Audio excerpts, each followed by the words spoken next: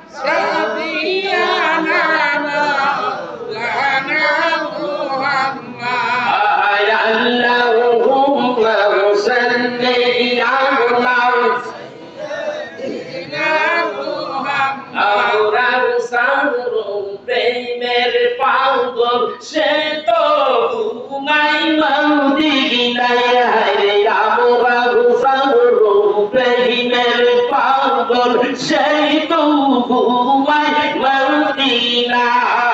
নূর নবীর দেখা দিয়া শেরবাদের ডাক দিও না, আল্লাহুম্মা সাল্লি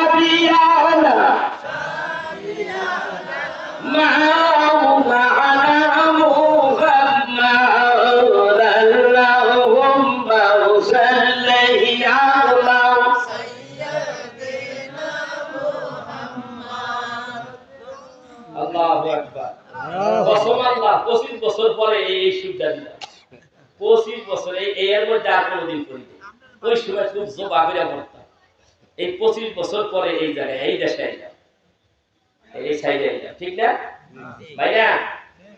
ওয়াজ আছে ভিতরে, জ্বালা আছে, আগুন ফুটতে গেছে গিয়া। এখন ঘটনা হয়েছে কি, এখন ওয়াজের মজার সময় গেছে, শরীর প্রচুর ঘাম হয়, কণ্ঠ চাইটা ধরতেছে, কথা বুঝতেন না? ওই দিক ওইটারে চালাই বিদ্যুৎ, হাই প্রেশারের বিদ্যুৎ, ঠান্ডা একবার লাগিয়ে গেলে দিবে, তাহলে প্রোগ্রাম বাকিগুলি শেষ। তারপর আপনাদের মহাপথে কিছু বলে যায়, ঠেলা দিতে এসেছি, ঠেলা একটু দিলে মহাপথের ঠেলা, এবার জন্য আসল ঠেলা। মহাপথের ঠেলা আরেকটু দিই নাকি তো এই কথা কার না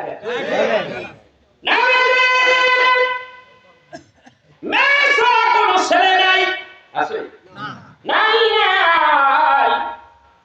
এইবার মক্কা নগর থেকে মদিনায় জিয়ারত করতে গেলাম জান্নাতুল বাকি। নবীজির রওজা মুবারক যেই দিকে, সবুজ গম্বুজের উত্তর সাইডে হলো জান্নাতুল বাকি। জান্নাতুল বাকির ভিতরে ঢুকলাম, ঢুকিয়ে যখন বের হয়ে আসতেছিলাম, সামনে বাঁধলো বিশাল বড় একটা কবর। এটা কার কবর রে?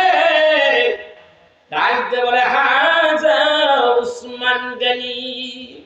এত বড় কবর উসমান গনি। একটুখানি আগে গেলাম, কার কবর রে? বলে এটা হলো নবীর সন্তান হযরত ইব্রাহিমের কবর। ইব্রাহিমের কবর। নবীর একটা ছেলে ছিল, ভালো করে নবীর মনোযোগ। নামে চালা দুনিয়ায় আসছে, নবীও খুশি, নবীর বেটি ফাতেমাও খুশি, জান্নাতের হুরেদের সরদারিনী মা ফাতেমা। ভাই পাইছি, ভাই পাইয়া খুশি হয়ে গেছি। বয়স মাত্র 6 মাস। ইব্রাহিমের বয়স মাত্র 6 মাস। কিতাবের মধ্যে লেখে 6 মাসের সময় হযরত ইব্রাহিমের অসুখ হয়ে গেছে। ইব্রাহিম মনে হয় মরে যাই। দ্বীনের নবীকে নিয়ে ফাতেমা ডাকতে বলেন, ইয়া রাসূলুল্লাহ, ইয়া হাবিবাল্লাহ,